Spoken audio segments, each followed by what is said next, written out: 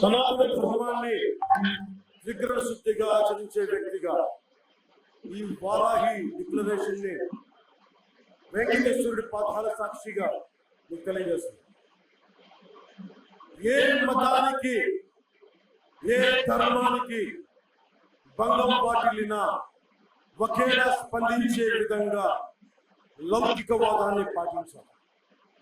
సనాతన ధర్మ పరిరక్షణ కోసం అవిశ్వాసాలకు భంగం కలగజేసే చర్యలు అరికట్టడానికి దేశం మొత్తం అమలయ్యేలా ఒక బలమైన చట్టం అవసరం. దానిని తక్షణమే తీసుకురావాలి. ఆ చట్టాన్ని అమలు చేసేలా జాతీయ రాష్ట్ర స్థాయిలో సనాతన ధర్మ పరిరక్షణ బోర్డు ఏర్పాటు కావాలి. దానికి ప్రతి ఏటా నిధులు కేటాయింపబడాలి. ఆలయాలలో నిత్యం జరిగే నైవేద్యాలు, ప్రసాదాలలో వినియోగించే వస్తువుల స్వచ్ఛతని ధృవీకరించే విధానాన్ని తీసుకురావాలి.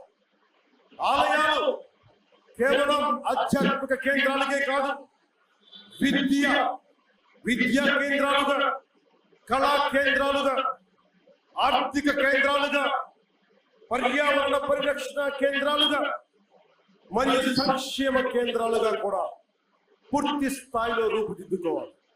ఆ దిశగా ఒక ప్రణాళిక సిద్ధం చేయాలి.